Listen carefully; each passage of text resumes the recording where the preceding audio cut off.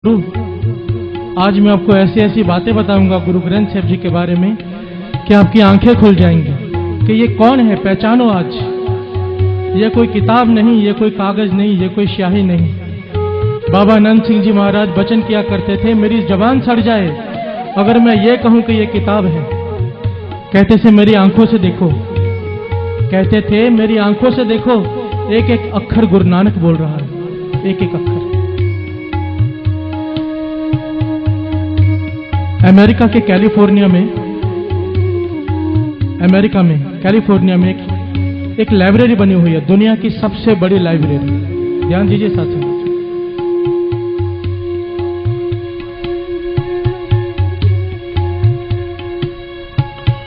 दुनिया की सबसे बड़ी लाइब्रेरी है।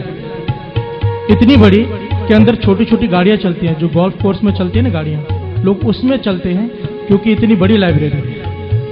जितनी भी किताबें दुनिया में आज तक बनी हैं वहां पर हैं। महापुरुषों ने बताया कि उन्हें एक वक्त कैलिफोर्निया में कीर्तन करने जाना पड़ा, तो कुछ संगत ने बेनती की, आप उस लाइब्रेरी में जाकर देखो, आप हैरान हो जाओगे। कहने लगे ऐसी क्या बात है लाइब्रेरी में। कहने लगे मैं चला गया उस लाइब्रेरी में, वहां पर दुनिया भर की जितनी भी किताबें आज तक बनी हैं, छपी हैं, सब वहां पर रखी हुई हैं।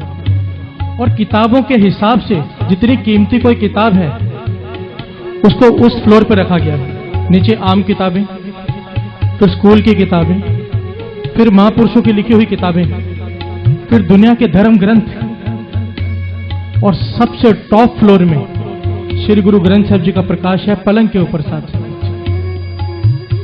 कहने लगा मैं हैरान हो गया कि ये तो क्रिश्चियन लोग हैं, अंग्रेज लोग, इनको तो बाइबल को सबसे ऊपर रखना चाहिए था। और कहने लगे वहां पर लाइटें घूम रही थी, एक फ्लोर पर लाइटें घूम रही थी जिस पे लिखा हुआ था होली बुक्स, और जहां पे श्री गुरु ग्रंथ साहिब जी का पलंग पे प्रकाश था वहां पर लाइटें घूम रही थी सुप्रीम बुक। कहने लगा मैं हैरान हो गया, मेरी खुशी का ठिकाना न रहा कि मेरे गुरु साहिब जी की सबसे ऊपर पलंग पर विराजमान है। बाकी सब किताबें जितने भी धर्म ग्रंथ हैं शेल्फ में रखे हुए हैं, पर श्री गुरु ग्रंथ साहिब जी का स्वरूप पलंग पे प्रकाश है, वो भी टॉप फ्लोर पे सुप्रीम बुक बोल के रखा है।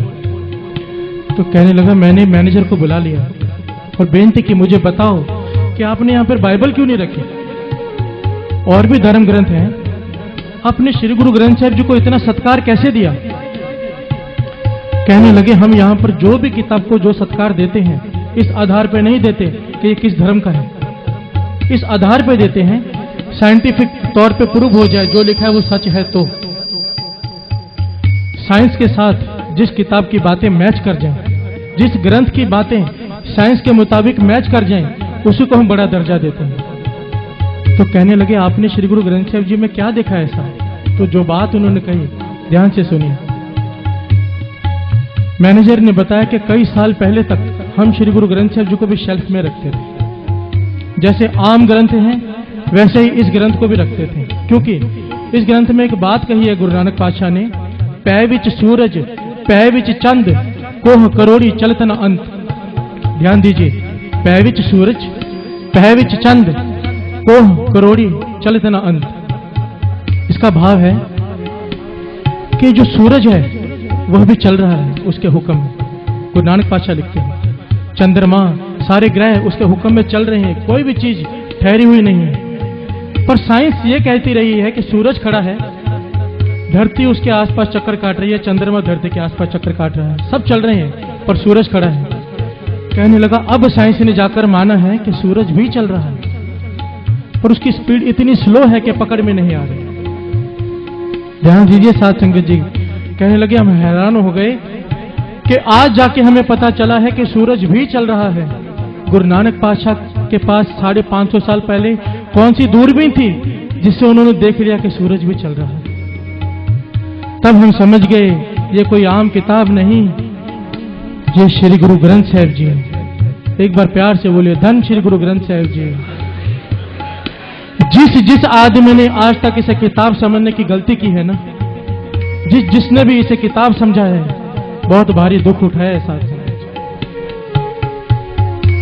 बाबा ईश्वर सिंह जी महाराज कहा करते थे ये गुरुओं का गुरु है, गुरुओं का गुरु। तो किसी ने पूछा